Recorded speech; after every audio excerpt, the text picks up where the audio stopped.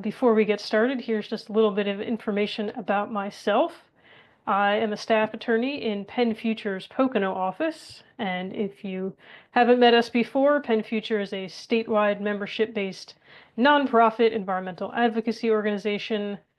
We strive to protect Pennsylvania's air, water, and land, and to empower citizens to build sustainable communities for future generations. I work in the Poconos, and my work focuses on land use, water quality, and watershed protection in this region. Come on, thing. Go to, oh, nope, go back. So why are we here tonight? Well, as most of you probably know, a developer, PLCA LLC, proposes to build a 703,000 square foot warehouse on an 86-acre parcel in Clifton Township. And a number of people in Clifton Township have reached out to PennFuture expressing concern about the proposed development. And these include concerns about traffic, fire safety, impacts on nearby streams and wetlands, etc. So we can tell a lot of people want to have a voice and participate in the local processes regarding this, but in order to do so effectively, you need to understand the decisions that are being made and who's making them, and how you can best engage with that decision making. So what are those decisions? Who makes them? How? When? And how do you go about telling them what you think? We're going to get into all of that. But we're going to start out first with a kind of myth versus fact session here, talking about what is kind of a pervasive myth or misunderstanding that we see maybe across the board when it comes to local land use decision making. And that is the idea that whether or not something gets built in your community depends on whether the local community members approve of it. In reality, local land use decisions are controlled by written laws. And to kind of help explain why this is the case, because it might seem a little bit counterintuitive, I've created a fun little cartoon for us. So let's say that you are driving through an unfamiliar town and you see a sign that says that the speed limit is 50 miles an hour. And since you are a good driver, you drive 45 miles an hour. And as far as you know, everything is good, but to your surprise, you get pulled over by a police officer.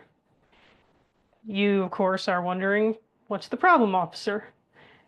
And so let's say the police officer tells you, to your surprise, that you are going too fast. You are rightfully confused because you point and you say, the sign says that the speed limit is 50 miles an hour, and I was only going 45. Now, let's say the officer says, well, I can see that sign, but the folks in this neighborhood, they got together and they saw you driving past, and they think that 45 miles an hour is too fast for you to be driving. You shouldn't be allowed to do that. I think you would rightfully be thinking, well, wait a minute, I was following the law as it was written and posted here. They can't just change the laws like that on a whim when I come by and drive my car down the street. And let's say the police officer says, well, they live here, so they get to decide. Tough luck, here's your ticket, and be sure to pay this fine on time. I think we all kind of understand that this is unfair. So kind of for the same reason, local land use decisions are controlled by written laws and not the whims or opinion of the public as individual projects come up.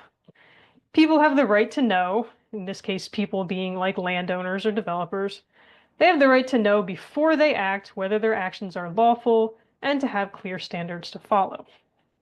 Therefore, the land decisions that the township in this case and any municipality makes, they're controlled by the laws in effect when the various applications were submitted. This includes the local laws known as ordinances, as well as state and federal laws.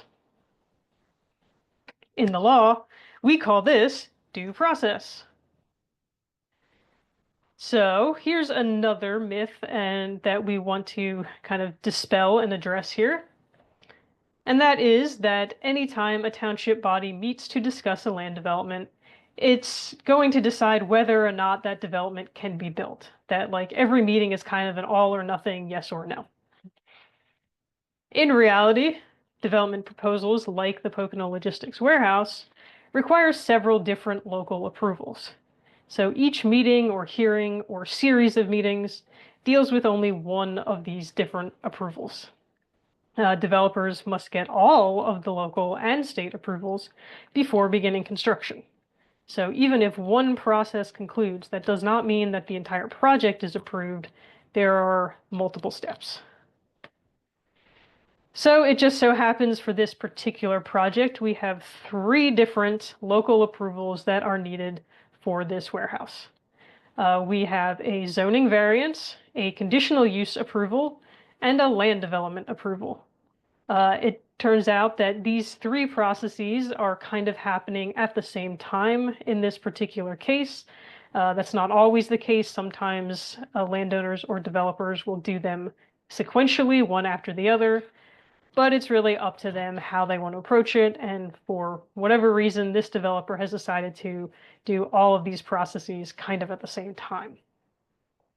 So we are going to talk about all 3 of them. The first thing we're going to talk about is the variance. So what is a variance? A variance is an approval that allows the applicant to be exempted from just one single requirement in the zoning ordinance. So in the case of this Pocono Logistics Warehouse, the developer is requesting a variance from the height requirement. Specifically, the zoning ordinance allows buildings up to 35 feet in this zoning district, and they want to build a building that is approximately 52 feet high. They are not allowed to do that under the zoning ordinance, so they are asking if they can be excused from that requirement. Who decides this question? This will be decided by the Zoning Hearing Board, or ZHB for short. This is a 5-member body that is appointed by the Board of Supervisors. They are not directly elected by the residents of the township or anything. And their role is really limited to making certain land use decisions like this one. So how do they go about making this decision? Well, as it turns out, the rules, or what we in the law call the standard, for getting a variance are found in a state statute that is called the Municipalities Planning Code, or MPC for short. This is a state law that governs the land use decision-making processes throughout Pennsylvania. So it tells municipalities how they have to do these things. And what the MPC says is that to obtain a variance, PLCA, like any applicant, must prove the following things. 1, that there are unique circumstances or conditions of the property that would result in an unnecessary hardship if the variance were denied. 2, that the variance will not have an adverse effect on the public welfare. And 3, that the variance is the least modification of the zoning ordinance that is needed to prevent the unnecessary hardship. So this basically means that there is supposed to be some kind of characteristic of the land or the property itself that makes it so that complying with the zoning ordinance would be sort of unfair or prohibitively difficult for the applicant. And even if that is the case, they have to show that the variance would not have an adverse effect on the public, and that they are not asking more than they need to get through the problem caused by the land. Those of us who were at the hearing the other week about the variance, I think we sort of, it seems like they are not really proving the first of these things, that there's a unique characteristic of the property. So I expect that to be a problem for them, but we don't know quite yet. The way the process works here is that the ZHB holds a hearing to hear evidence and public comment so it can determine whether or not that standard we just talked about is met. If all those criteria are met, the applicant is entitled to the variance. If not, the ZHB can't grant the variance. Because the variance is only about this one specific thing, in this case the height, the hearing has kind of a narrow focus. So the only thing that we're really concerned about at that hearing is whether having the building be 52 feet instead of 35 is going to meet all of those things we just talked about. So you're not really going to hear a discussion of the stormwater management plan or the septic or the traffic or anything like that. We will talk a little bit more about how hearings work generally in a few minutes. So when will this decision be made? I have not updated this to reflect the latest news. The variance hearing actually did begin on November 14th, and I think a lot of you guys were there for that. And originally it was scheduled to continue this Thursday, but apparently they have now moved it to, is it Monday, the 16th, due to a conflict with the solicitor's schedule. So when they have the second hearing date, I would expect them to finish the hearing on that day, but you never know. If there's still a lot more to get through, they might add another day. Once the hearing concludes, the zoning hearing board will vote and publicly announce its decision, verbally. And then after that, it'll have 45 days to issue a written decision, which will explain why it decided the way it did. They don't usually do this when they just announce the decision, yes or no, but then, up to 45 days later, they will do a more thorough written decision explaining it.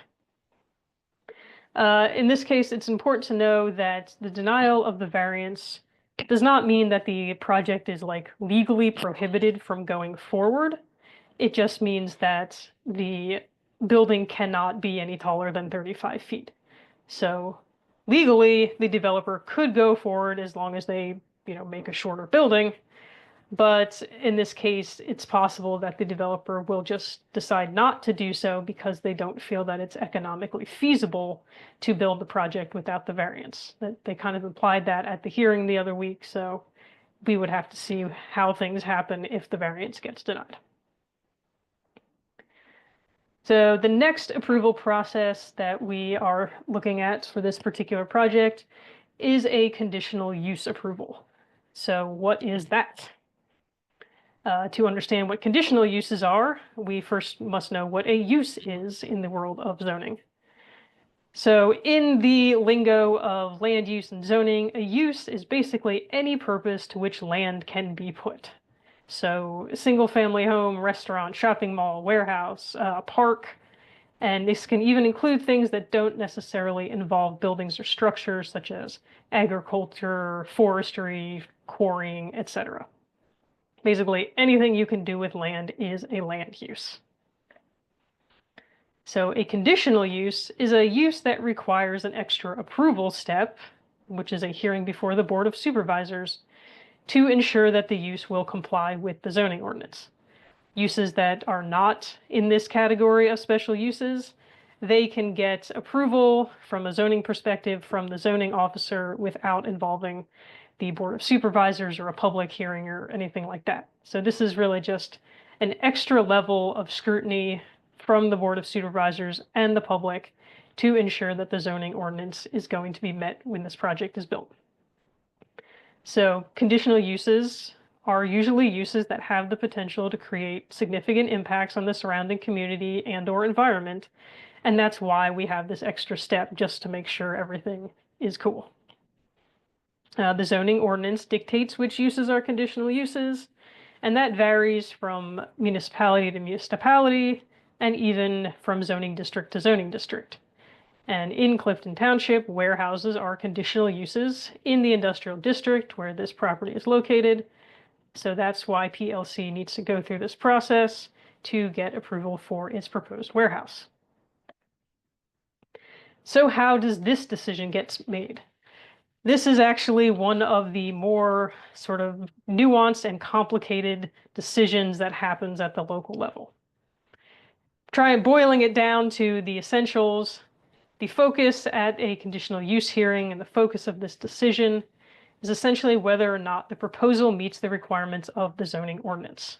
And if you would like to look up the Clifton Township zoning ordinance, it is chapter 27 in the Township Code of Ordinances, which you can find pretty easily by Googling. So that's the first and kind of most important thing that we're looking at a conditional use hearing. The second is whether the use will cause an unacceptable threat to public health, safety, or welfare. So the thing that makes this type of approval process a little hairy is that different people, as we say in the law, have the burden of proving each of those things. So to begin with, the applicant, in this case, PLCA, has the burden or responsibility or duty of proving that the use complies with the zoning ordinance. So that has kind of two components. One is that the use is what they say it is. So they want to get approval to build a warehouse. They have to show that the thing they are proposing is in fact a warehouse and not something else like an airport. This doesn't really seem to be in dispute here, so I don't imagine this taking up a whole lot of time at a hearing. It's really the second part that has sort of more meat to it and is going to take up more of everyone's attention. And that is whether the use meets all of the specific objective requirements in the zoning ordinance that apply to the warehouse use. So, for example, the Clifton Township zoning ordinance says that warehouses have to have a 5-acre minimum lot size, have a 200-foot setback from residential zones, have to submit an environmental impact study, and all this other stuff. And these can be requirements that are specific to warehouses or requirements that apply to all conditional uses. So these are the things that the applicant is responsible for coming forward with evidence to prove.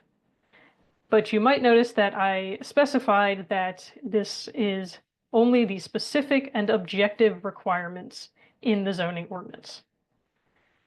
The applicant does not have the responsibility to prove sort of non-specific general health, safety, and welfare requirements, even if these things are stated in the zoning ordinance. For example, the applicant does not have to affirmatively show that the use will not sort of generally jeopardize the public health, safety, and welfare, or that it will conform to the intent of the zoning ordinance. And the reason is that these things are just kind of a little too non-specific or non-objective to allow the applicant to know what it is that they have to prove this. If you can imagine having to prove that this isn't a threat to public health, safety, and welfare, you would have to come forward and say, here's all the possible things that could go wrong with this development, and here's why this is not going to do that. That's kind of an unfair burden to put on somebody. I also want to pause here and note that I can see people are talking in the chat, but I cannot actually see the chat now.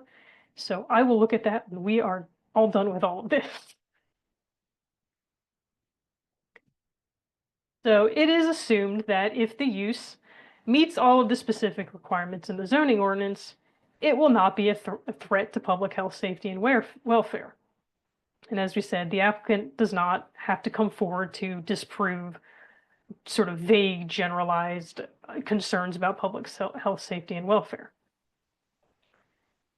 It is the objector's burden or responsibility to prove these threats if they exist, if they are not specifically addressed by the zoning ordinance.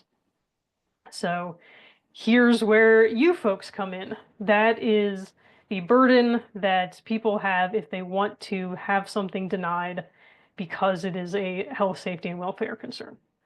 Unfortunately, this burden is kind of high and difficult to meet.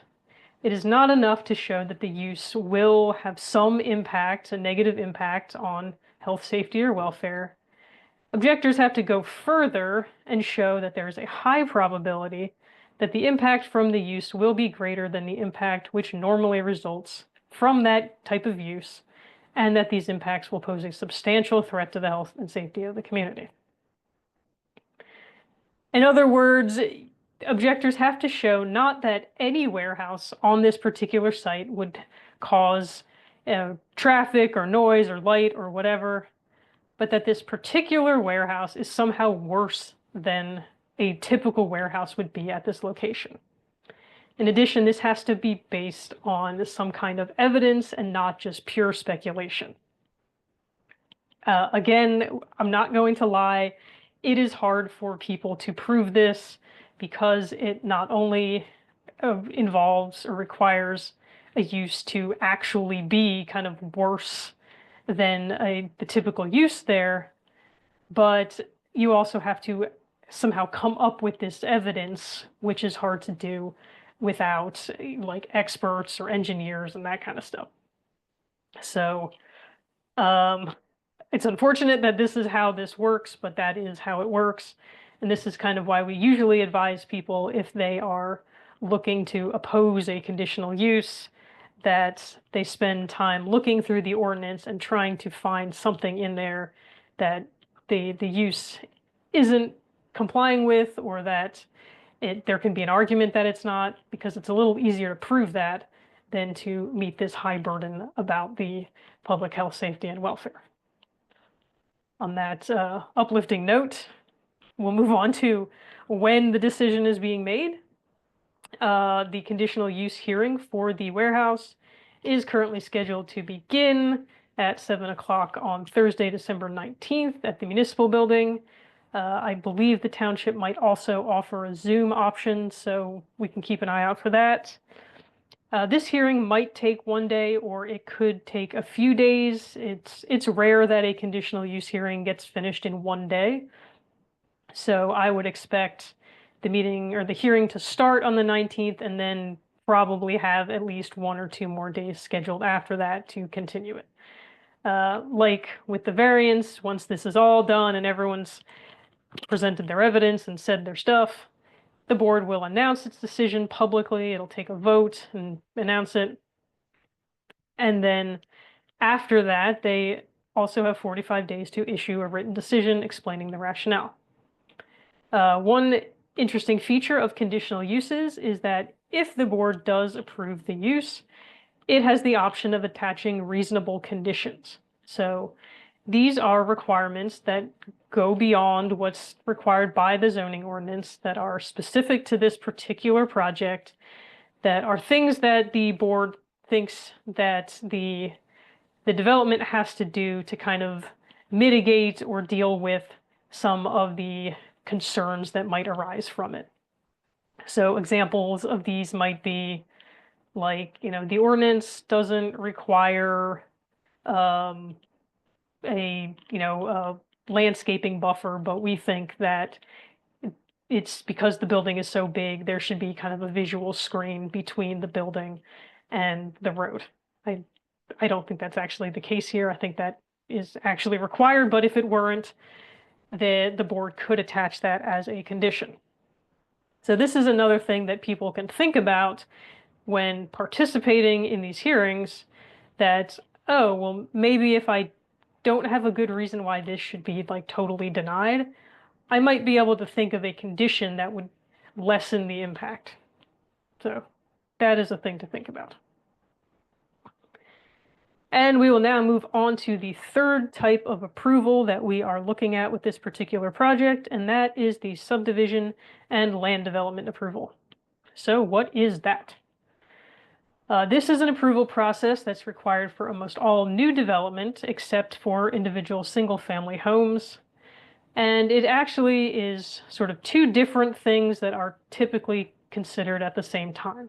So subdivision has to do with merging or splitting lots, and then land development has to do with the layout of structures, roads, parking areas, etc. So yeah, these are technically 2 different things that we're thinking about, but they're almost always considered in the same application. And sometimes there isn't subdivision at all. So the focus here is less on how the site will be used, which was the focus for the conditional use hearing. This is more about the physical aspects of the site design. So where exactly will the building be located? How is the parking lot and roadways and access driveways, how's that all going to be laid out? Lighting, stormwater, sewage treatment, landscaping, all of that stuff is what we're looking at in the subdivision and land development approval process.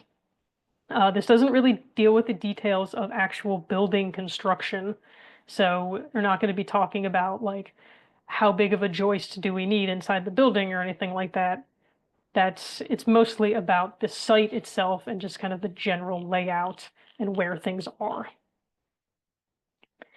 So this is also a decision made by the Board of Supervisors, and although it is the same decision-making body, it is a different process with different standards. So here the focus is on compliance with what is called the Subdivision and Land Development Ordinance, or SALDO for short, not the zoning ordinance. The SALDO is Chapter 22 of the Clifton Township Code, and the way this works is that the Board of Supervisors will review all the plans and application materials that the developer submits, and then they will look at these to determine whether the SALDO requirements are met. They will also hold a meeting, not a hearing. Keep that in mind when we talk about that in a second. And they will hear from PLCA and the public about the proposed decision to get more information before they make their final decision. If the Board of Supervisors determines that the proposed development meets all of the requirements in the SALDO, it must approve the application. If there is any SALDO requirement that is not met, the board may deny the application. So even one single requirement not being met is enough for denial, unless it's something that's like really minor, like the size of the plan they were supposed to submit or something like that. Like with conditional use applications, the board has the option of imposing reasonable conditions to approval. When it comes to the subdivision and land development approval, the Board of Supervisors also has the option to grant waivers of specific SALDO requirements if those waivers are requested by the developer.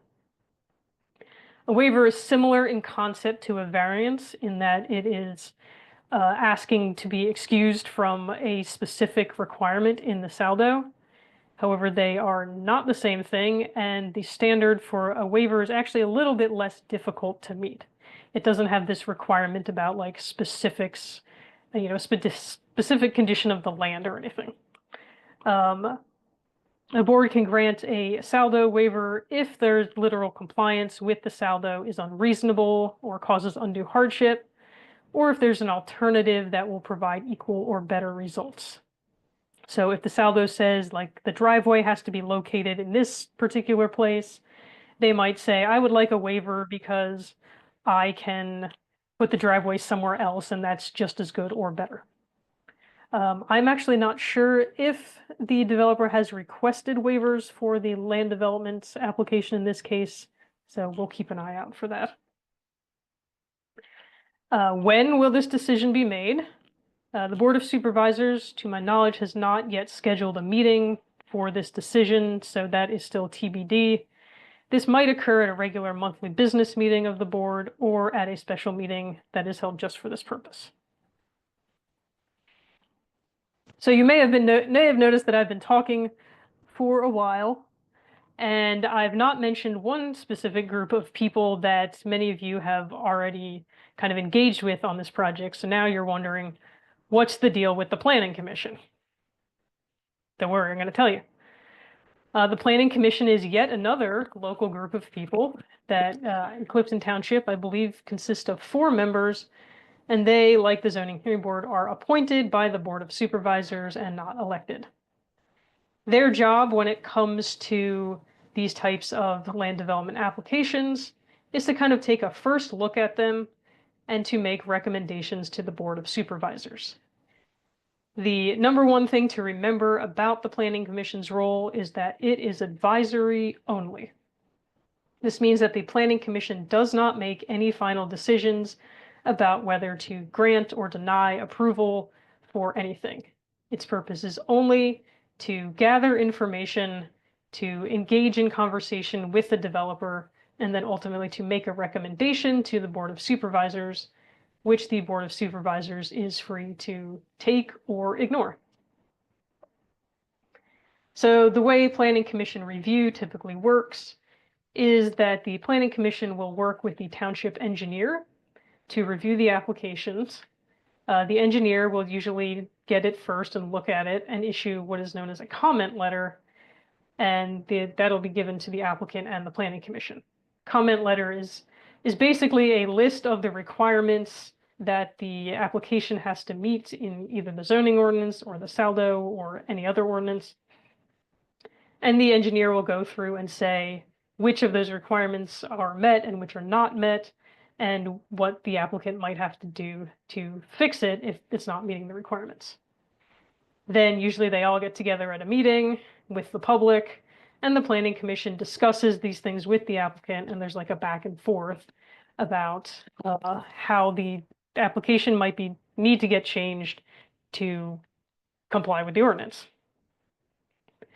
As far as I know, the Planning Commission has already recommended approval of the conditional use application for PLCA.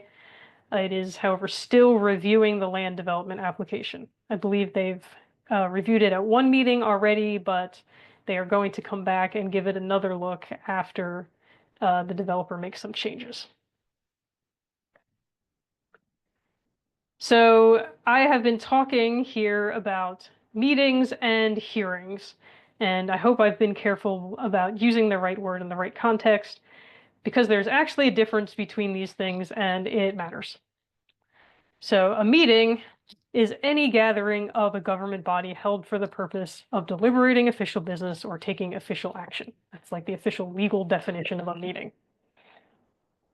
So every public gathering that we've talked about here is technically a meeting. And it's important to know this because the Sunshine Act, or open meeting law, had certain requirements that pertain to meetings. So because of this law, these meetings have to be open to the public. The public has to be allowed to comment at the meetings, subject to reasonable restrictions, like often there's a time limit to how long each person can talk, and usually you can't be allowed to talk if you're being belligerent or just screaming or talking about irrelevant things. The board or whoever has the right to stop comments that are like that. You're actually allowed to record public meetings as well, as long as that is not disruptive. And the Sunshine Act requires that the ultimate decision that these groups make have to be made in public. They don't necessarily have to do all of their deliberating or talking through the process in public, but when it comes to the final vote, that has to be done in public. So that's meetings. A hearing is a more formal proceeding that is similar to a trial. In the law, we call this a quasi-judicial proceeding. And in this hearing, the decision-making body as a group is effectively acting as the judge, and there are other characteristics that are similar to what you would see at a trial. And so these are that there are witnesses that get up and give actual sworn testimony, so they will swear to tell the truth, the whole truth, and nothing but the truth before they start speaking. There's kind of a more formal presentation of physical or documentary evidence or exhibits. You'll see there'll be a stenographer there creating an official transcript of the proceeding. And a hearing also includes the option to become a party. And here you might be thinking, ooh, wow, there's going to be a party? Like I'm going to get snacks at this hearing? Unfortunately, that's not quite how it works.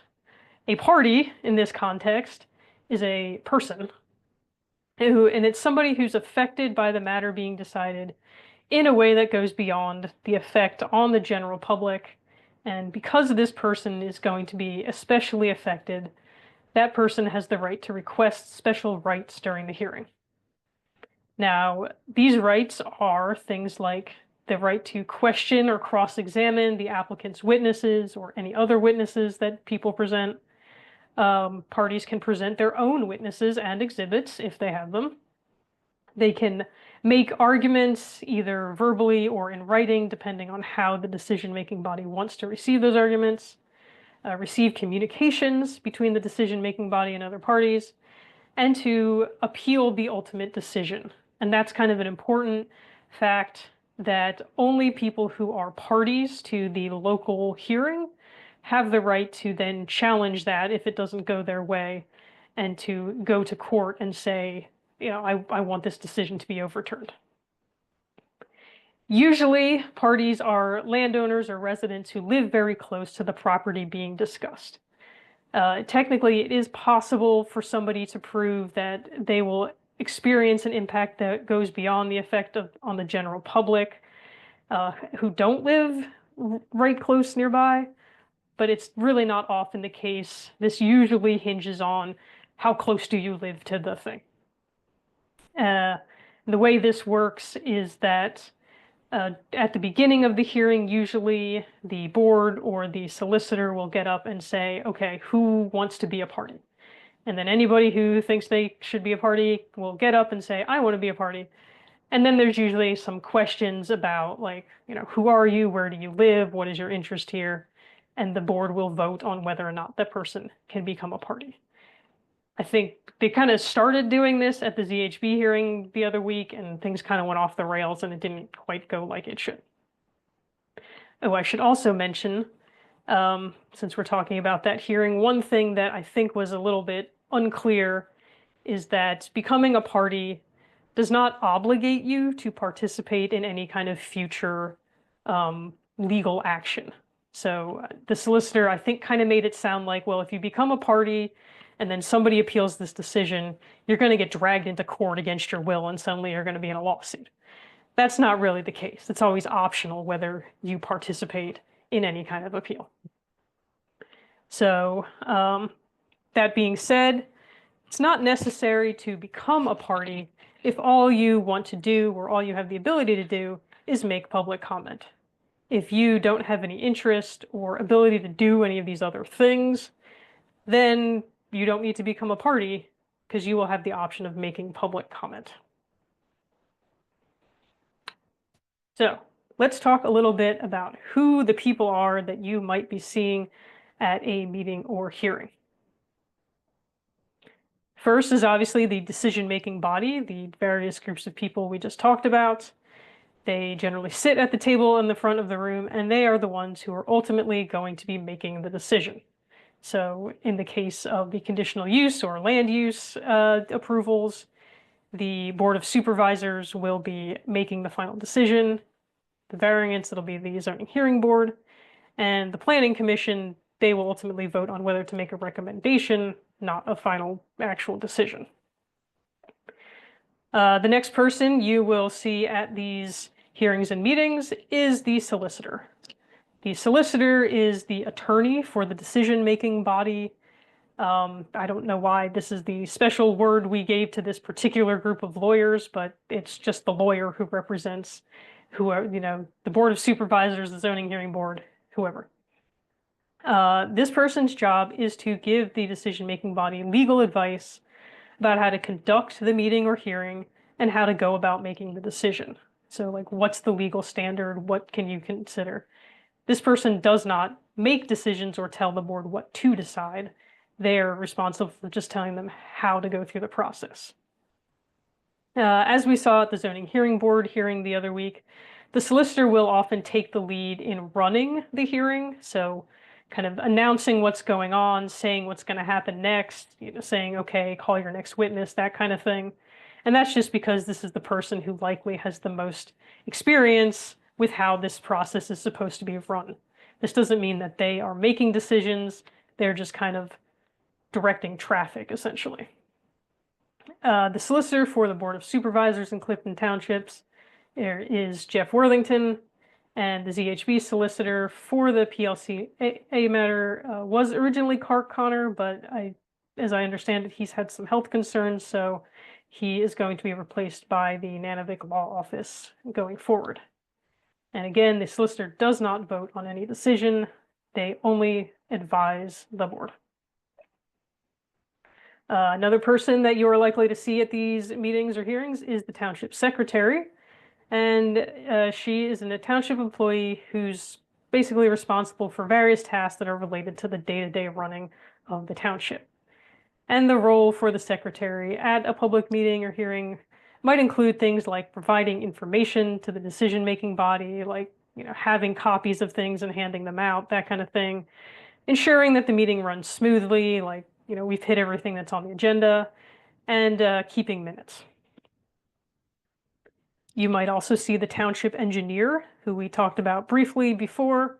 This is another consultant, a professional who's hired by the township to provide technical engineering advice whenever needed. So in the context of these land development applications is usually where you see the township engineer heavily involved. This person typically reviews plans and then issues the written comment letter, and then is also present at these various meetings or hearings to kind of discuss or offer explanation if needed. You will also see the representatives of the developer or applicants. They are almost always present to, make their case before the decision-making body. These people, vary depending on what's being decided or what the project is and all kinds of factors. They can include things like the developer's attorney, an engineer, an architect, planner, or like some kind of real estate professional is often up there. And if you're at a hearing, some or all of these representatives might testify under oath about the various aspects of the project or application that they have knowledge about. And finally, we have the stenographer. This is a person who creates the word-for-word transcript of a hearing so that that is in the record later. This person usually also administers the oath to witnesses. So like this is the person who gets up and says, do you swear to tell the truth, the whole truth, and nothing but the truth? This person is only present at hearings, not meetings. So only hearings get this transcript created. And this is just a person who, works for an independent court reporting company and is hired by the township on a case-by-case basis. So we've gotten this far and you're like, yes, I really want to participate in this stuff. But now how do I know when these decisions are being made? I know I've heard some consternation that people felt like things were happening and the general public was not informed about this development proposal that came up. And that's usually a function of the kind of weird and archaic rules for public notice for stuff like this. So unfortunately, you can't rely on the township or anyone official giving you like a phone call or mailing you something in the mail to tell you when these things are happening. Sometimes this happens, usually not. There are actually two different ways that you get information about upcoming events, land use decisions, and it sort of depends on whether the thing is a hearing or a meeting. So hearings, like the variance decision, conditional use decision, these have to get published in a local newspaper during a specific time period, depending on which type of hearing it is. It's usually between 7 and 30 days before the hearing occurs. Clifton Township publishes its notices in the Scranton Times-Tribune, and you can find them either in the print issue or at this website that I have on here. I know you can't click on a webinar, but just Google that thing and you will find it. Enter Clifton Township as a search term, and I found that gets you your notifications for Clifton Township. New notices are published in every issue of the paper, so every day. Doesn't mean that Clifton Township will have something every day, but unfortunately, you kind of have to look every day to make sure that you're catching anything that comes up. Typically, meetings of local bodies are not advertised in the newspaper because they occur at regularly scheduled times. So like every month at the same time, there's a meeting, so they don't publish that. However, it looks like the Clifton Township Planning Commission appears to meet only as needed, and so I see that they are also publishing notice of their meetings in the newspaper. So that leaves us with Board of Supervisors meetings. And the Clifton Township Board of Supervisors holds its regularly scheduled meetings on the third Thursday of every month at 7 o'clock. And this is where you might see various land use matters, particularly the land subdivision and land development application might come up at a regularly scheduled meeting. But these meetings also include a variety of other things that the Board of Supervisors deals with, like, budget, the library, and all kinds of stuff. Paving, plowing, roads are big. Meetings aren't advertised in the newspaper, as I said. So the way you find out about what's happening at a meeting is you have to get the meeting agenda. These are available on the township website at least 24 hours before the meeting, and they also must be posted on the township building. So the plus side is you can get the agendas this way. The downside is you don't get a lot of advance notice. You get basically a day ahead of time to know what's happening at any kind of meeting. That kind of stinks, but that's the law, so that's what we're stuck with at the moment. It looks like the Planning Commission also publishes its agendas on the website and the building, so you get sort of double info for the Planning Commission in Clifton Township. All right, so now you're at the point where you know about the public meeting and you know when it is, and you have thoughts, and you want to make public comment. So now what? Well, here's a couple tips we have about making public comments in general. This is not specific to this particular development, but these are things that kind of make public comment be most effective and impactful. So, number one, comment should be relevant to the matter being decided. And that's a big part of why we do this, are doing this webinar, to sort of help people understand what's relevant at various points, because it's different, but we have so many different things going on at the same time, it can be hard to keep track.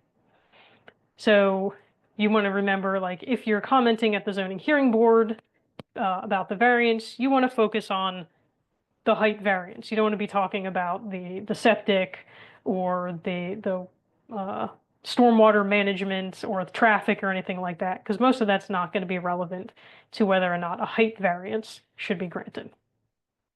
It's always great if you are able to tie things back to the ordinance and say, well, they're supposed to be doing this, but I don't think they're doing that. That's great because, again, the ordinances are really what's going to be the bedrock of the decision-making process. Comments, unlike this webinar perhaps, should be concise and to the point. You don't want to ramble on for a long time. Often the board or whoever will impose an actual time limit on comments. 3 minutes seems to be the most typical. So you want to make sure that you have what you want to say boiled down to a relatively brief statement. And you can always consider writing it down or making note cards or something to help you stay focused and on track when you're commenting. In the same vein, you want to avoid repeating at length the same comments that other people have already made. Of course, it's great to say, I agree with what Rich said just now, and I just want to add my voice to that, but you don't have to rehash the entire comment that the other person already made. It's great if you can add something new. People often forget that it's helpful to, come out and say what it is you want from the decision-making body. Make an ask. So it's often clear from what you're saying what you want to happen, but just to be extra sure, it helps to say, I want you to deny this application, or I think that you should impose this condition if you approve it, or something like that. It helps focus the attention of the decision-making body and say, what does this person actually want from me as they're talking? Remember that you have the ability to ask questions, but the decision-making body and the applicant are not actually required to answer questions during the public comment period. They have the option of doing that, and at the zoning hearing board hearing the other week, there was a fair amount of back and forth and answering of questions, and that's great.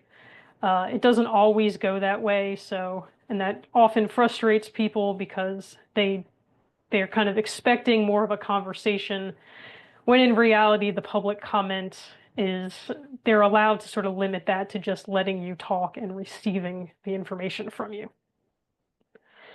It is important to remain civil. It, of course, is perfectly fine to be passionate and have strong feelings, but you don't want to cross the line into getting combative or confrontational or like physical. yelling, insults, personal attacks, that kind of stuff isn't really going to accomplish what you want to accomplish. People, rarely say, I'm going to do what that person says because they yelled and called me names. So remember to sort of stay focused, uh, be passionate, but don't be, completely off the rails, I guess.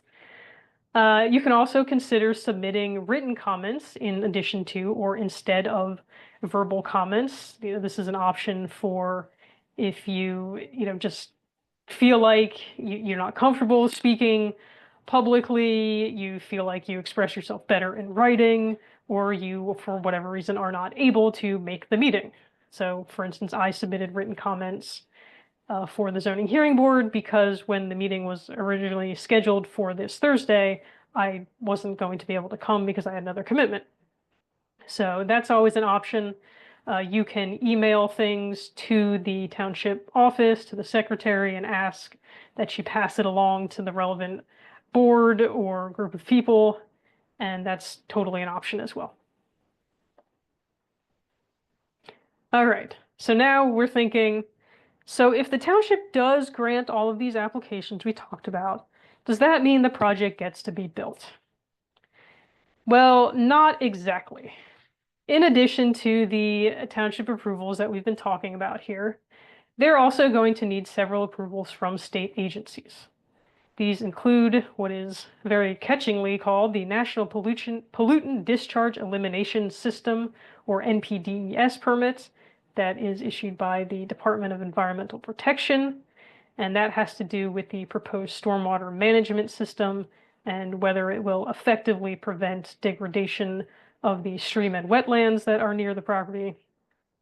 They will also need approval from DEP for the on-lot wastewater or septic system and a highway occupancy permit from PennDOT.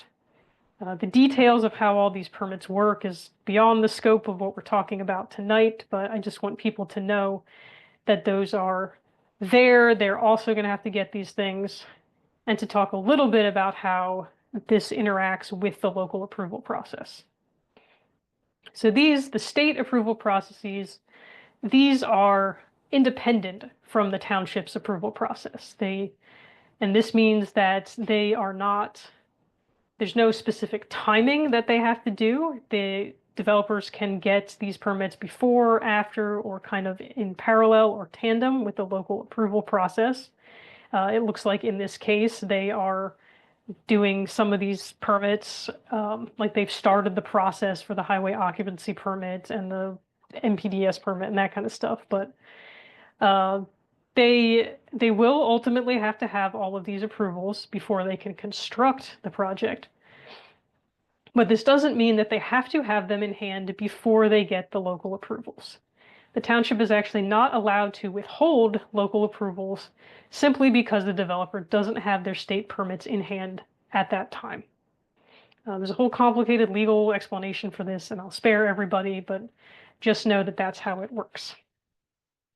Of course, not having the necessary state approvals will effectively make the local approval meaningless, because even if you have the land development approval, if you don't have the NPDES permit, you can't build the thing. But the township can't actually withhold that approval simply because they don't have those permits yet. What they can do is condition the local approvals on eventually getting the state approvals. And what this means essentially is that if PLCA fails to get the state approvals, it kind of ends up revoking the local approvals. And again, this is, whether or not this is really the case is almost irrelevant because they can't build without those permits anyway. But I do see a lot of people saying, how could they approve the land development approval if they don't have their highway occupancy permit or their sewage permit or their stormwater permit? The fact is that the township, once it determines that the local requirements are met, it must grant those local approvals independent of the state permits. I know that was a lot. I think we kept it maybe just barely under an hour. And I just wanted to let everyone know that if you are still hungering for more information about all of these local processes, I invite you to check out PennFuture's Public Participation Public Power publication. I believe I've given it to some of you already, but if you don't already have that, feel free to check out on our website. Here's a picture of it, I guess. You can go to pennfuture.org and find it, and I will see if I can put the link to it in the chat in a second once I close my sharing situation here. I guess that's a blank screen. Okay. And that gets the end of the part of the presentation where I talk at you all. I know I want to be cognizant of time. I can stick around for a few more a few more minutes to answer questions. But of course, if you need to go, no problem. I'm going to stop my sharing real quick. And then, all right, I'm going to look at the chat. All right. In case anyone has to leave, I'm going to put my email address, and if I don't see your question or I'm not able to answer your question, you can email me, and let me also here we go. Here is the link to the book. Okay, now I'm looking at all of these chats. Oh, yes. Also, this is being recorded, so you will get a copy of the recording later if you would like to, I don't know, watch it again. And yeah, if you'll just get that emailed to you at the email address you used to sign up for this. Let's see. Jim asked if this is a warehouse or a distribution center. Clifton Township doesn't actually differentiate between those two things in the ordinance, I believe, so it's not really relevant in this case. I know in Coolbaugh, where Jim lives, that is a big point of contention, but here it doesn't end up really making a difference. Let's see. Jim, you don't you don't even live here. You have all the questions. I'm not sure if the project meets the conditional use requirements. I've not seen the full application and the hearing hasn't started. I will say that the ordinance doesn't impose a lot of requirements, and it seems like the ones that are there, they are probably not going to have a problem meeting. Yes, it is near some EV wetlands. It is near Meadow Brook. Is that the name of it? I can show you later. Oh, here's a long thing about the water.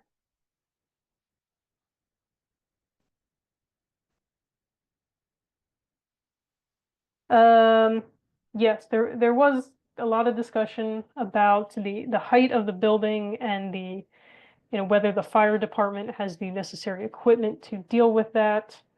That might be a legitimate health, safety, and welfare concern that affects the variance particularly, and whether the variance would be a problem.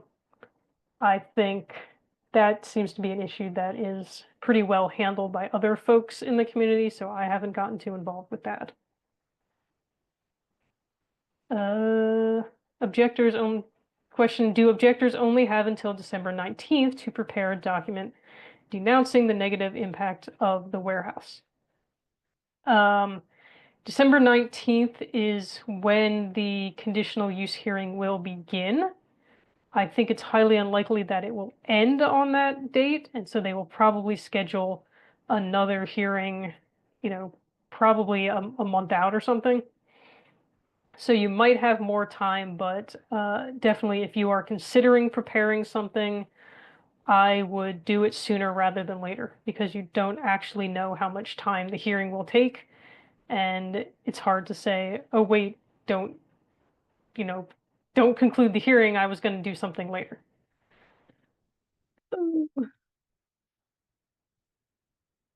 I There's a question about where does the Clifton board stand on the creek right next to the building as far as waste and accidental waste from the warehouse.